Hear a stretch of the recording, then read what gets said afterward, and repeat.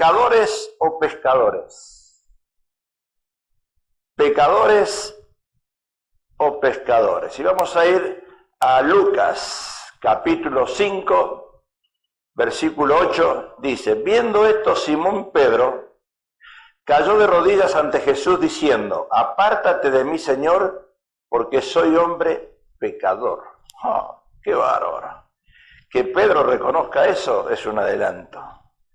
Porque por la pesca que habían hecho, el temor se había apoderado de él y de todos los que estaban con él, y asimismo de Jacobo y Juan, hijos de Zebedeo, que eran compañeros de Simón. Pero Jesús dijo a Simón: no temas, desde ahora serás pescador de hombres. Dios le cambia el oficio, y muchas veces leemos este pasaje donde Jesús le dice a Pedro: desde ahora serás pescador de hombres. Pedro, me imagino que en su ignorancia espiritual, en ese momento, no entendía lo que significa ser un pescador de hombres. Y notemos que Pedro dice: soy pecador. Reconoce algo que nosotros muchas veces nos olvidamos de reconocer. Dios usa lo vil del mundo para alcanzar, lo necio del mundo para alcanzar a la gente. Lo necio, los pecadores. La pregunta es: ¿qué diferencia hay entre pecador y pescador? Pecador se aplica a la persona que peca o puede pecar. Notemos que en el diccionario, ni el diccionario de la Real Academia sabe explicar la palabra pecador. Por eso se arraigó mucho desde la iglesia tradicional. Se arraigó mucho: eres un pecador. Si yo le preguntara a cualquiera de ustedes, y ustedes me dirían: ¿cuál es la definición de juzgar a una persona y decirle que es pecador?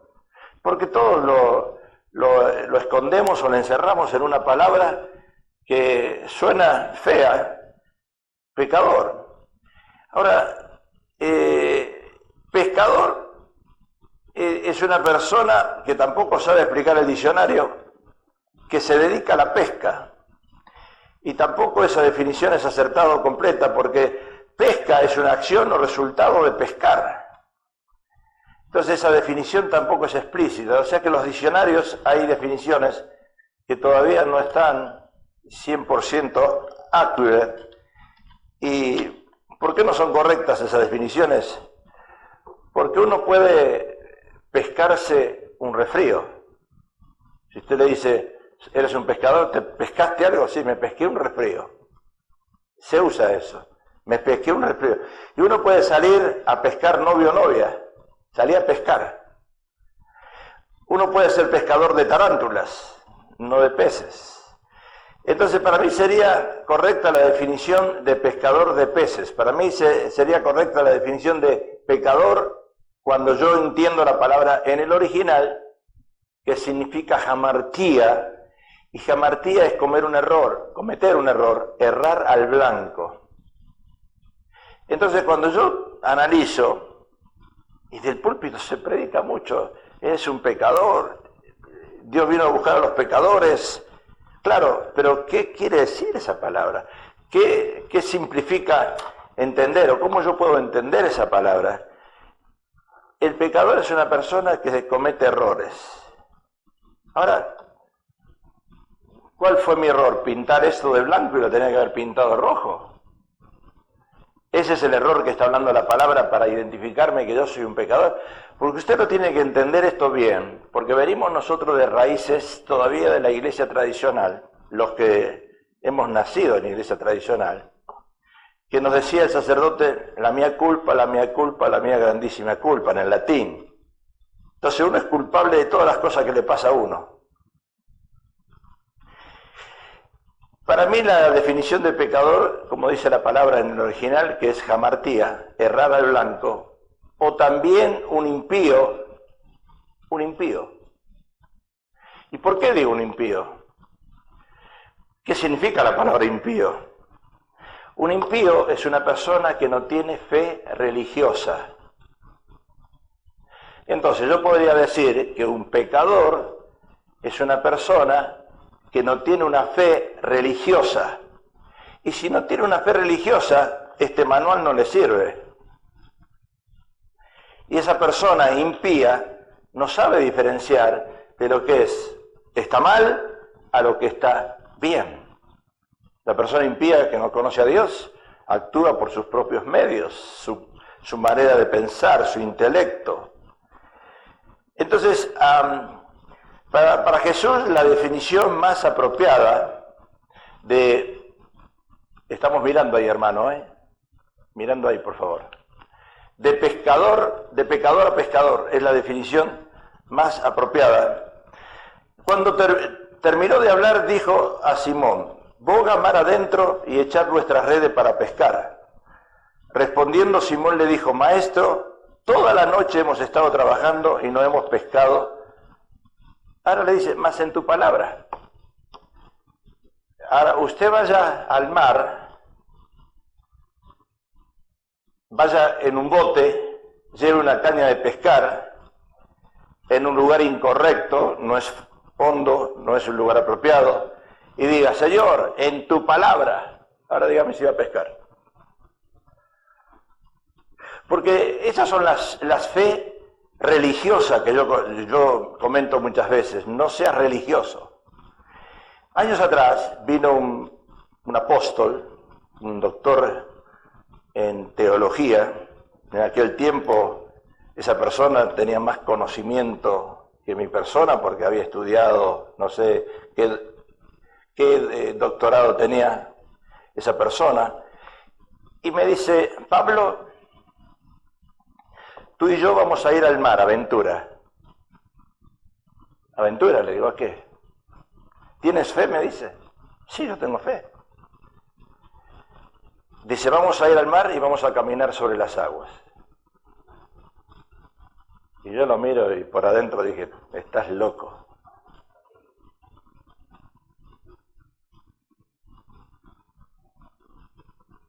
No, es que tú no tienes fe. Sí, yo tengo fe, pero loco no soy. Ahora, usted tiene mucha fe, vaya a aventura al mar y trate de caminar sobre las aguas. Otro hermano vino acá y predicó y dijo que Pedro, cuando caminó sobre las aguas allá en Israel, era puro invierno, hacía mucho frío y el agua estaba hecha hielo. Y se mandó. Por eso es difícil dejar el púlpito a que predique cualquiera. Y dijo: Jesús, cuando Pedro caminó sobre las aguas, como estaba cristalina, como estaba helada, estaba escarcha, había una escarcha gruesa, y Pedro en la escarcha caminó. Ahora, ni una cosa ni la otra convalida la realidad, porque yo no voy a ir a aventura a caminar sobre las aguas para mostrar a alguien que tengo fe, porque me voy a hundir.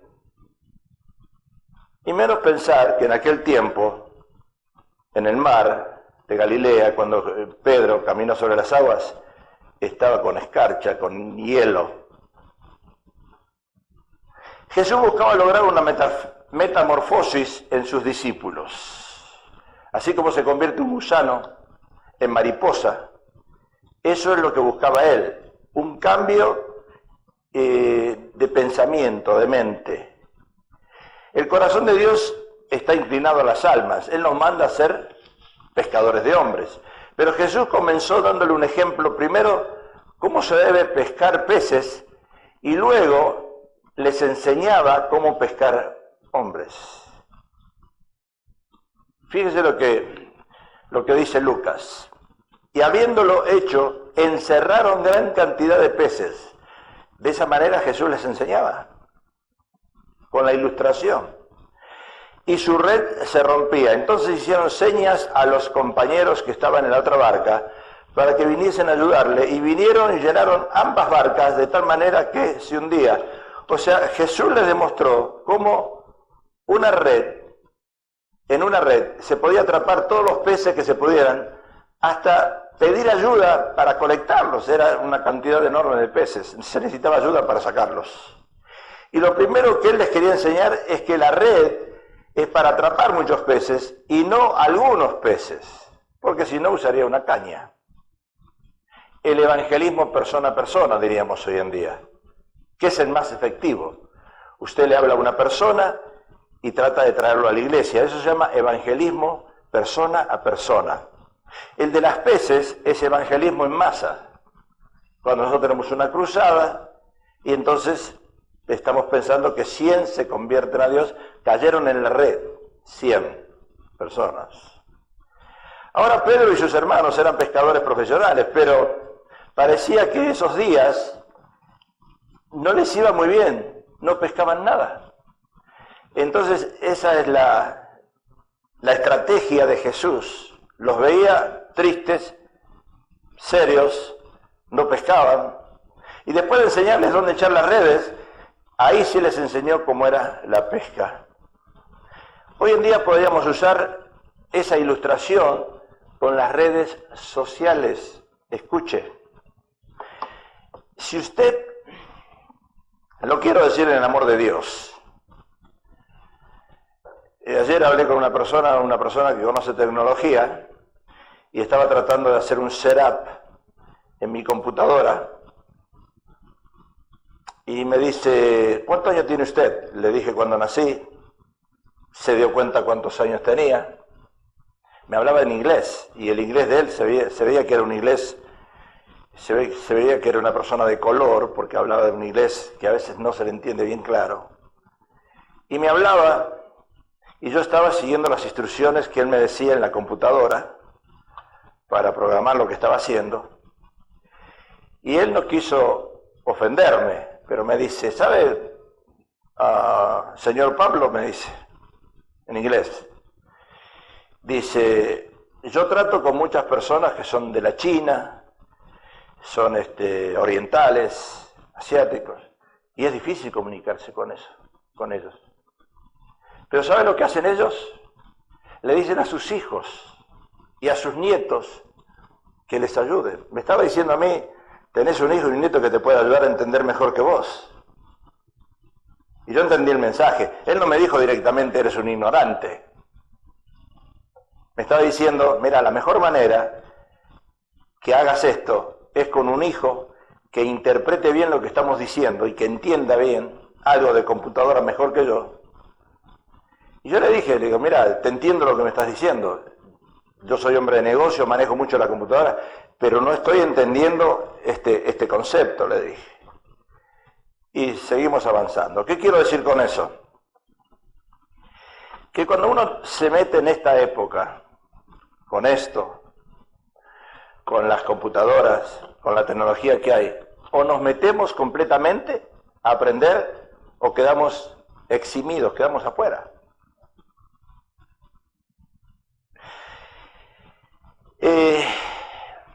El banco, donde nosotros tenemos la cuenta,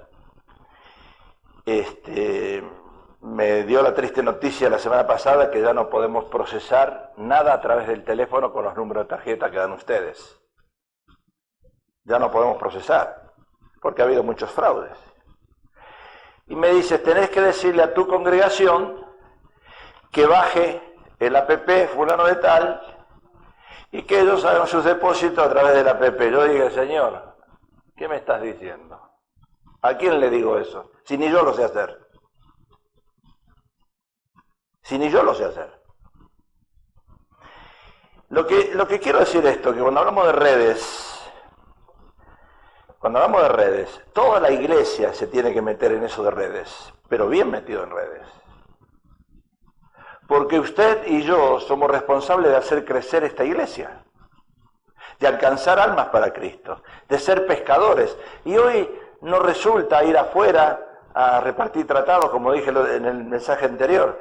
Hoy necesitamos tomar un tiempo para las redes sociales, que envuelve el Facebook, que envuelve el YouTube, que envuelve el Instagram y otras cosas, que uno hace amistades con esa persona. Y a través de el LinkedIn, uno hace amistades, y yo busco pastores, iglesias, personas que son cristianas, y uno hace contacto con esa persona. Y a través de ese contacto, uno puede llegar a alcanzar esa alma. Aunque viva lejos, no importa. Pero hoy esa persona va a tener encendido su computadora y va a estar mirando este ministerio. Pero para eso la iglesia en su totalidad tiene que estar empapada en lo que es funcionar en las redes sociales. Hoy ya no se usa eso de repartir tratados, yo lo dije, o golpear las puertas, las redes sociales. Y siempre el pescar de persona a persona va a seguir, porque eso va a seguir siempre. Pero si queremos cantidad, tenemos que usar redes. Ahora, Jesús escogió pecadores para salvar pescadores, o para salvar pecadores. Esa es la palabra exacta. Jesús me escoge a mí para salvar a otro pecador. Mateo, andando Jesús junto al mar de Galilea, vio dos hermanos Simón, llamados Pedro y Andrés, su hermano, que echaban la red en el mar, eran pescadores, y les dijo, venid en pos de mí y os haré pescadores de hombres. Ellos entonces, dejando al instante las redes, le siguieron. Pasando de allí, vio a otros dos hermanos, Jacobo, hijo de Zebedeo, y Juan, su hermano, en la barca con Zebedeo, su padre, que remendaban las redes, y los llamó, y ellos, dejando al instante la barca y a su padre, le siguieron. Jesús no fue a un seminario. Jesús no buscaba multitudes. Jesús buscaba pocos, pero buenos. Jesús buscó 12 que instantáneamente entendieron el mensaje, dejaron lo que estaba haciendo para seguirle a Él, para entenderle a Él. Porque a veces decimos, bueno, yo no fui al seminario, yo no aprendí en un seminario, yo no sé nada de... Tengo que ir a un seminario. No es así. No es así. Jesús no buscó hombres letrados con diplomas colgados en la pared. Cuando hablan, quizás esas personas nadie los entiende. No buscó esa gente. No buscó hombres de dinero para que económicamente respalden el ministerio de Él, porque el dinero ayuda mucho a respaldar el ministerio, sino que Jesús escogió hombres como ustedes y como yo. Igual. Personas que están lidiando con los problemas diarios. Personas que no tenemos mucho tiempo. Personas que tenemos pocas horas para dormir. Pero a esa gente busca Jesús. Entonces, nos está diciendo Jesús que Él está buscando personas dispuestas. No tiene que tener mucho conocimiento, pero solamente tiene que estar dispuesto a seguir el mandato de Él. Jesús escogió un agente del Internal Revenue Service para servirle. Pasando allí, un hombre llamado Mateo, que estaba sentado al banco de los tributos públicos, y le dijo, sígueme. Y se levantó y le siguió, y aconteció que estando él sentado a la mesa en la casa, he aquí que muchos publicanos y pecadores que habían venido se sentaron juntamente a la mesa con Jesús y sus discípulos.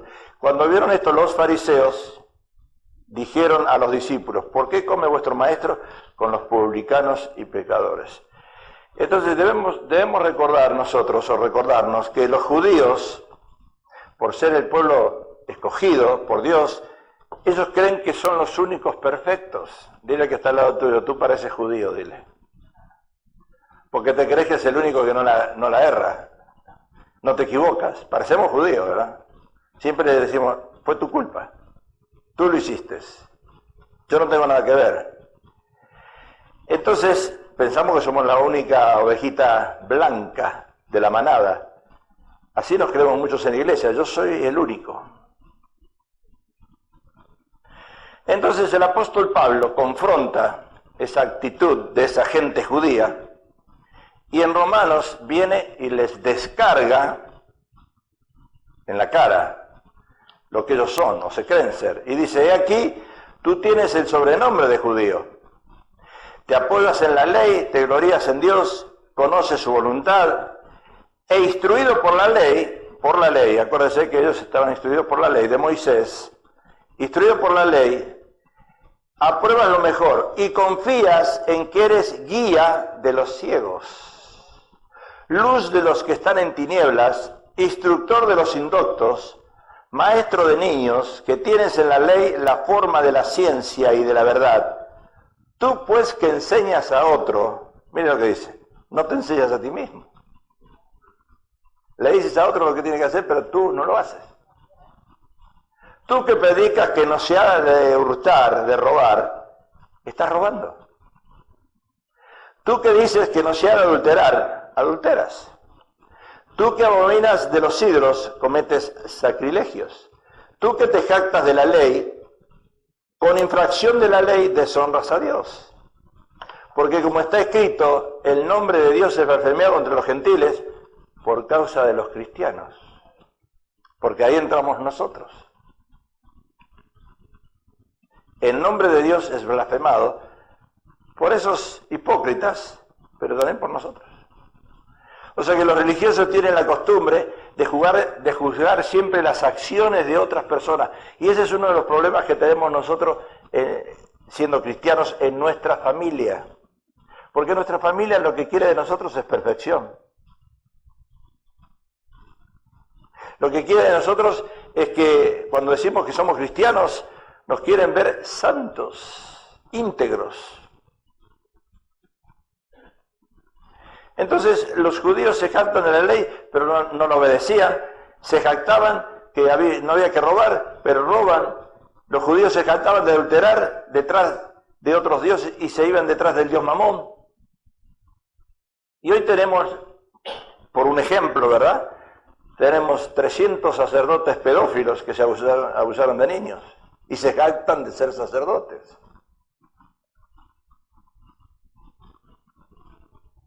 O sea que Pablo dice: el nombre de Jesús es blasfemado por causa de ustedes. Jesús confronta a los religiosos y le dice que él vino a buscar enfermos y no sanos. La iglesia es un hospital, diga hospital. Si usted ve que está al lado suyo, ¿alguna enfermedad tiene?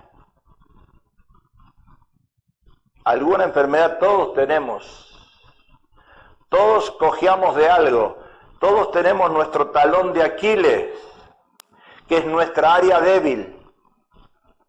Pero el área débil no se la queremos exponer a nadie. Pero está. Cuando vieron esto los fariseos, dijeron a los discípulos: ¿por qué come vuestro maestro con los publicanos? Ahí estaba escuchando. Y pecadores.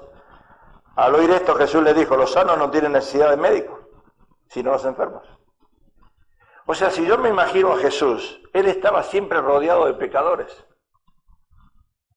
Ahora usted mézclese con un pecador, vaya a comer con el Chapo Guzmán y lo meten preso. Vaya a comer con una prostituta y su esposa lo ahorca. Pero Jesús se juntaba con pecadores. Esa es la cosa que nosotros no podemos entender. Los sanos no tienen necesidad de médicos, sino los enfermos. Y pues y aprender lo que significa misericordia. Ahí está. Misericordia quiero y no sacrificio, porque no he venido a llamar a justos, sino a pecadores al arrepentimiento. Ahí si yo separo los evangelios, los 4 evangelios, Jesús no aclara exactamente la palabra pecador, que es el significado de cuando le dice eres un pecador, en el contexto. Tenemos que ir al apóstol Pablo, que nos ayuda en sus epístolas a que esa posición de pecador sea aclarada. Porque si a mí viene mi esposa y me dice: tú eres un pecador, y yo le digo: ¿y qué hice? Jesús fue a sus discípulos y le dijo: ¿por qué me acusáis? ¿Qué es lo malo que yo he hecho? Entonces yo no puedo generalizar y decir: ustedes son una manga de pecadores. Porque usted me va a decir: ¿y yo qué hice? Y eso es una parte importante que tenemos que entender, Escuche. La respuesta de Jesús fue: los sanos no tienen necesidad de médico. Ahora, usted entienda, grábeselo en su mente, que cuando Jesús estaba hablando de pecador, está hablando de jamartía. una persona que erra al blanco, una persona que se equivoca en sus decisiones, una persona, como dije antes, un impío, que no tiene una religión. Pero hay una diferencia de decirle tú eres un impío a decirle tú eres un pecador. Pues si yo digo tú eres un pecador a un impío, el impío me va a mirar y me va a decir, ¿y por qué? O sea, Jesús está hablando no de los enfermos físicos, sino de los enfermos espirituales. Y Jesús se refiere a los enfermos quizás mentales, pero no de esquizofrenia, sino de mentalidades diabólicas, porque en aquel tiempo el diablo estaba haciendo estragos. ¿Y el diablo dónde se mete? Acá. El diablo se mete en tu mente, porque la mente es un campo del diablo. Y cuando el diablo se mete en tu mente, tú lo que el diablo te puso en tu mente lo haces doctrina. Y dice la Biblia que a veces es doctrina de demonio. Entonces cuidado, porque a lo mejor te metió el diablo doctrina. Si la Biblia dice que la esposa se tiene que sujetar al esposo, dice que se tiene que sujetar al esposo. Esa no es una doctrina del diablo. Pero hoy, ¿qué dicen las mujeres? Ah, no, pero él no me trata bien. No sirve eso. No sirve.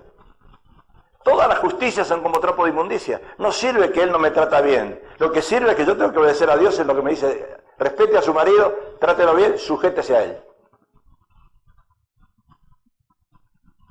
Lo demás es bla, bla, bla, bla, bla, bla, bla, bla, bla. La segunda cosa que Jesús les dice, busco misericordia, no sacrificio. Porque Jesús recrimina a los fariseos o religiosos de esta manera. ¿Por qué los recrimina? Porque los fariseos vivían basados en la ley. Ahora usted parta la Biblia de los 66 libros, pártala en dos y viva basado en la ley y usted va a ver que no va a poder vivir. No va a poder vivir bajo la ley. Los fariseos eran una secta, como las iglesias que son legalistas. Se convierten en sectas. ¿Quién quiere ir a una iglesia legalista? Nadie. Su nombre significa, cuando hablamos de los fariseos que eran una secta, con los saduceos, los esenios del judaísmo, su nombre significa apartados, quiere decir que ellos se sentían privilegiados. Y eso es lo que pasa con el pueblo judío hoy.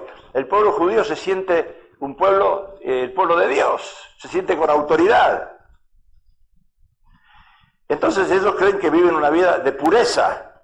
Y los fariseos eran fervientes adherentes a las tradiciones orales que se desarrollaron para interpretar la ley de Moisés. Ellos la conocían bien, la interpretación, pero lo que ellos interpretaban no lo podían hacer.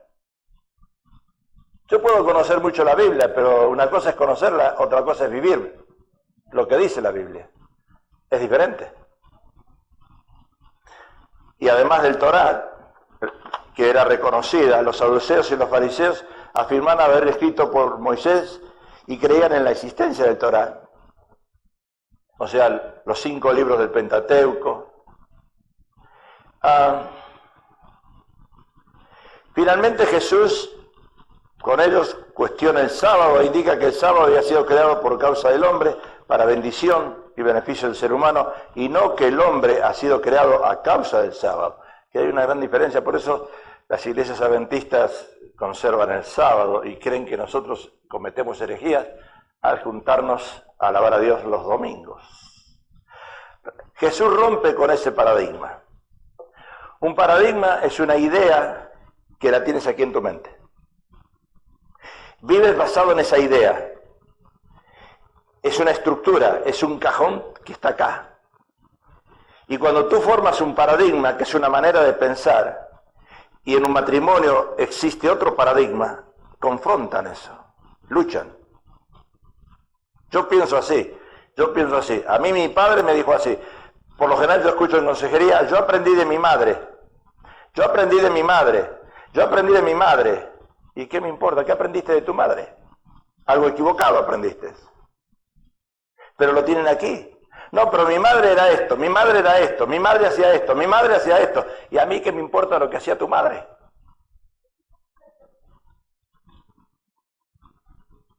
Entonces Jesús rompe con ese paradigma establecido bajo la ley y declara que las necesidades de las personas son más importantes que las costumbres y las tradiciones religiosas. Si una persona viene como dice la palabra, no venía los domingos, Jesús no lo podía atender porque era domingo, porque era el sábado, porque era sábado. Ah, no, yo no puedo curarte hoy. Estamos todos locos. ¿Se imaginan que los bomberos hoy, la policía dijera, los domingos nosotros no trabajamos, y si hay un accidente, que se arregle el vecino? Usted, si el accidente ocurre en su casa, usted tiene que transportar al herido al hospital. Es una mentalidad tonta. Entonces, Dios quería cambiar ese paradigma, usando la misericordia y la compasión. Y el deseo de Jesús era mostrarnos eso. Y lo repito una vez más, los sanos no tienen necesidad de médicos sino los enfermos. Aprended lo que significa misericordia quiero y no sacrificio, porque no he venido a llamar a justos sino a pecadores, al arrepentimiento. Y entonces Jesús va a un recaudador de impuestos y le dijo, sígueme. ¿Y qué hace el recaudador de impuestos? Deja todo y le sigue. Jesús no le preguntó, no le pidió un resumen. Jesús no le preguntó a qué iglesia pertenecía, no le preguntó qué versión de la Biblia leía, no le preguntó cuántas horas oraba, no le preguntó cuántos diplomas tenía. Jesús lo miró a los ojos y le dijo, sígueme, that's it.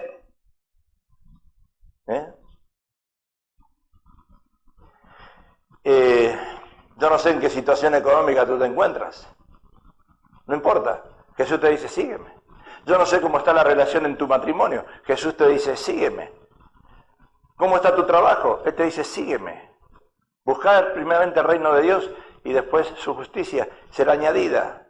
Entonces, Jesús te mira a los ojos, como lo miró a Pedro, y le dijo, sígueme. Ahora, los pecadores tienen curiosidad por conocer a Jesús. Los impíos, los pecadores.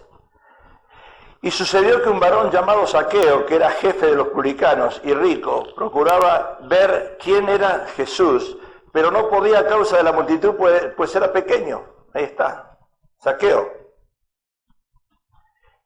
Pero hoy hay curiosos que quieren venir a la iglesia. Usted lo invita y vienen por curioso. Oye, voy a ver qué hacen ahí. ¿Usted entró alguna vez a una iglesia evangélica? No entré, pero me gustaría ir. De curioso, a ver. La Biblia dice que el necio en su corazón, dice el necio, no hay Dios, pero son curiosos. Y todos de una manera u otra son curiosos y quieren saber de Jesús. El hecho es traerlos. El arca cuando fue construida el arca y entró un animal de cada especie, había olor en el arca. Y si viene una persona acá a esta iglesia, no hay iglesia perfecta, va a haber olor. Pregúntale al hermano tuyo que está a tu lado si se bañó anoche, o esta mañana. Esta mañana, más vale que esta mañana, ¿verdad?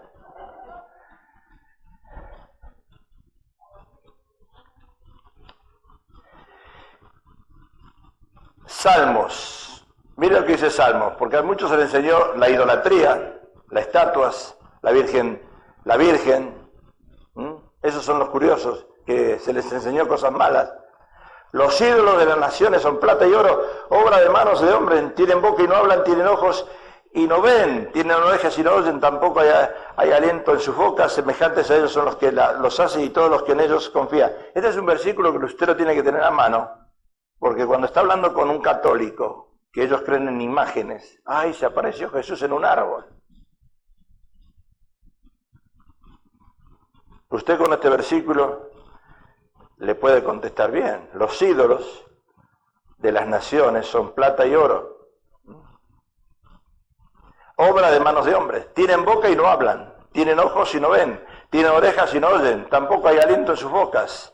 Semejantes a ellos son los que los hacen y todos los que en ellos confían. O sea que las estatuas o vírgenes en quienes has depositado quizás tu confianza, o los que me están mirando a través de las cámaras, no resucitaron, solamente Jesús resucitó. La Virgen que tú crees no resucitó. Los ídolos que tú tienes como ídolos no han resucitado. No pueden perdonar tus pecados esos. La Virgen no perdona pecados, solo Jesús puede perdonar pecado. O sea que las estatuas y las vírgenes tienen orejas, pero son sordas. Las estatuas de la Virgen tienen ojos, pero están ciegas. Las estatuas o vírgenes no pueden respirar porque están muertas. Y solo Jesús resucitó. O sea que los pecadores tienen curiosidad de conocer a Jesús. Pero acá en la historia, lo que estamos hablando, aparece Zaqueo. Jesús estaba caminando de Galilea a Jerusalén, allí iba a morir, y mucha gente estaba tratando de ver quién era Jesús. Usted, cuando habla de Jesús, hay gente que, yo quiero conocer a ese Jesús. ¿Quién es ese Jesús? Y Zaqueo era cobrador de impuestos, es como el trabajar en Internal Revenue Service, un cobrador de impuestos, publicano, y tenía mala fama en el tiempo de Jesús, porque era sinónimo de pecador. ¿Qué hacía Zaqueo? Robaba. Y hay un dicho que dice, el que roba a un ladrón, ¿qué dice el dicho? O sea que a mí me dicen, pastor, ¿está bien que yo evada los taxes? No lo evadas, pero haz algo. Haz algo para que no te roben, porque si usted no juega con el Internal Revenue Service, y si alguien me está escuchando no me lleven preso, pero ellos también son ladrones. Te roban, te sacan el 50% de tu salario.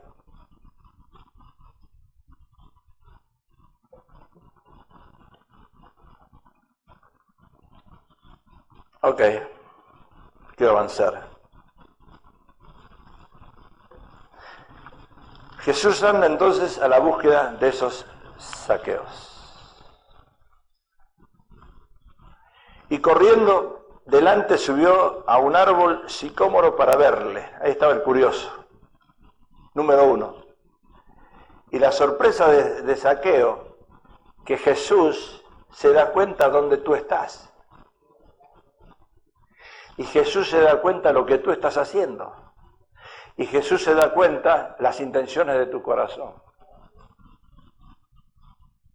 Yo me ha tocado presentarme delante de jueces varias veces por diferentes casos. Y un juez es muy fácil inculparte. Pero muchas veces eres inocente.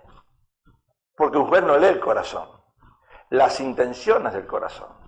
Los jueces se mueven por pruebas.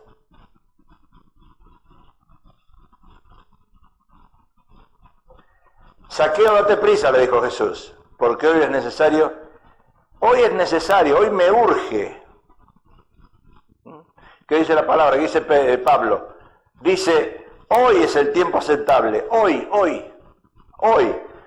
Y el día de salvación te ha socorrido. De aquí ahora el tiempo aceptable y de aquí ahora el día de salvación. ¿Cuántas personas esperan? No, yo mañana voy a aceptar a Cristo. Yo mañana voy a aceptar a Cristo. Yo mañana me voy a confesar lo que quieran hacer y aceptar a Jesús. Yo mañana, y el mañana es demasiado tarde. Hoy es el día aceptable.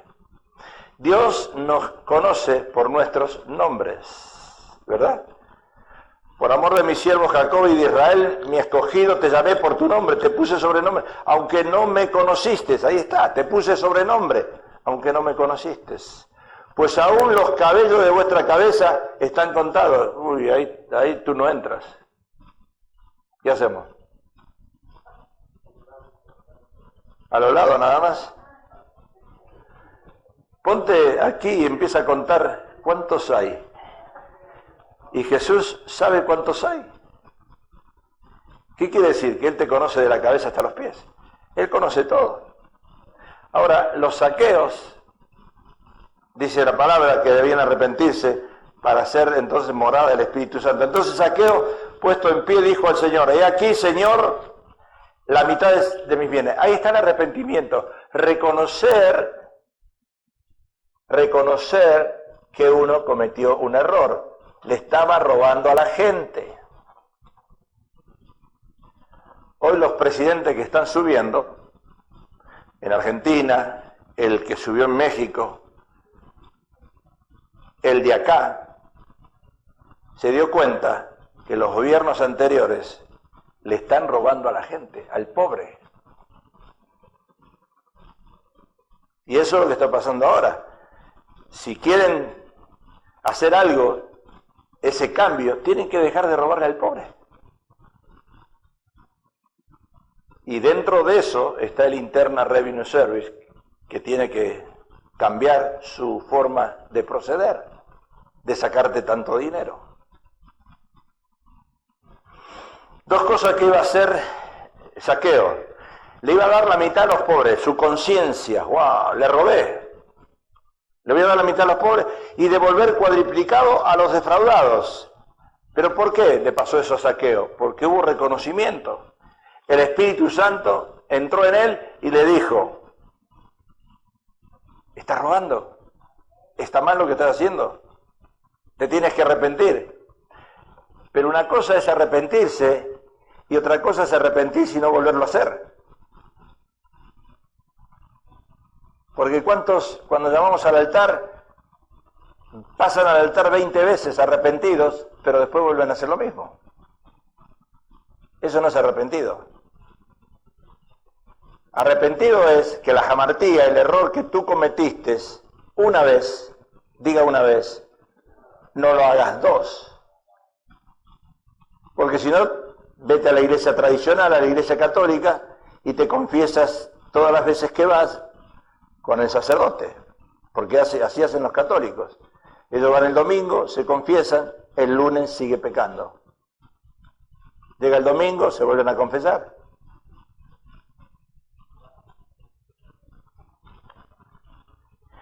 Entonces Jesús aceptó el arrepentimiento de Zaqueo. Y si en algo he defraudado a alguno, dijo, sus palabras, si yo he defraudado. Y Jesús no discutió el dinero con él, no dijo, debes dar más de la mitad, tú eres bastante rico, no. Se fijó en la intención en el corazón, se arrepintió y él solo regresó lo que había robado. Jesús no le regañó, porque Jesús, ¿qué es? Amigo del pecador. Cuando tú estás en un error, en una jamartía, cometiendo un error, Jesús no es que te regaña. Él no vino a condenarte, Él vino a salvarte. Él es amigo del pecador. Siempre eso grábatelo en la mente. Quizás los demás te van a juzgar, los demás te van a culpar, los demás van a querer que tú te vayas al infierno. Pero Jesús no quiere eso. Entonces eso es lo que tiene que estar en nuestra mente. Porque el arrepentimiento implica salvación en la casa esa. Jesús le dijo, hoy ha venido la salvación a esta casa, por cuanto el tiempo, él también es hijo de Abraham. Ahí está. Porque el Hijo del Hombre vino a buscar y a salvar lo que se había perdido. En un mensaje que sigue, voy a estar aclarando bien el jamartía, voy a estar aclarando la condición de lo que significa pecado. Solamente le voy a estar dando un adelanto. Si usted va al Antiguo Testamento, en las 10 leyes, los 10 mandamientos, usted va a notar que los primeros 5 mandamientos son relacionados a Dios y los otros 5 mandamientos son relacionados a nosotros. Entonces, cuando usted lee el Antiguo Testamento y lee Éxodo 20, los 5 mandamientos que nos toca a nosotros, eso es pecado. Y cuando usted va a Gálatas y Pablo dice las obras de la carne, 19, 20, todas las que menciona ahí, eso es pecado.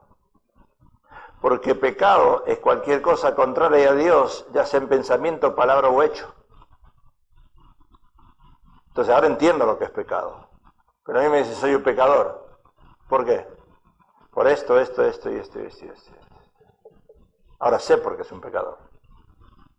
Entonces los 5 mandamientos de Éxodo es pecado. Y dentro de uno de esos es, no matarás. No cometerás adulterio. No codiciarás la mujer de tu prójimo o el hombre. Y en Gálatas, ira, fornicación, adulterio, todo lo que enumera Gálatas. Entonces, para simplificar la jamartía, ¿qué es pecado? Es la carne. Y todos nosotros tenemos un indio muerto ahí adentro, algunos lo tenemos vivo todavía. Y eso se llama carne, que en un momento sale a la luz.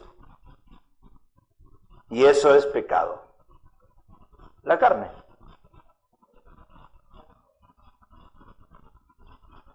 Así que Jesús dijo, yo me voy, dice, les envío un consolador.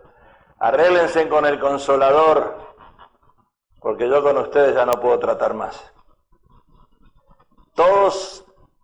Si todos los judíos que dicen ser religiosos, todos ponen una carnicería, o tienen una carnicería, ¿se imaginan nosotros? Engañoso es el corazón del hombre. ¿Qué quiere decir eso? Que hay carne.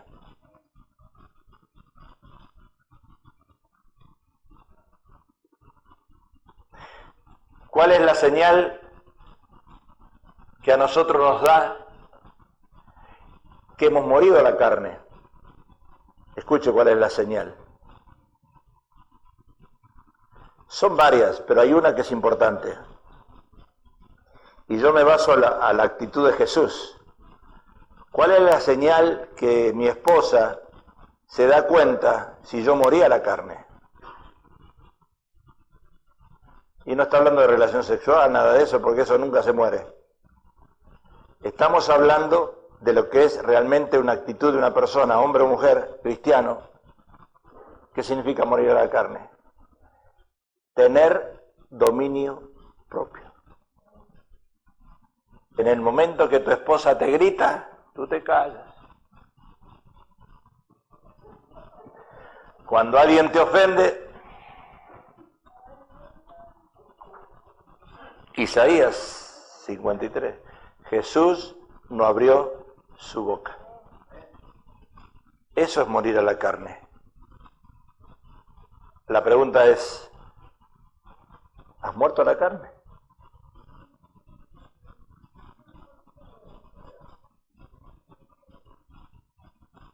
Cuando alguien te hiere aquí, le pones esta.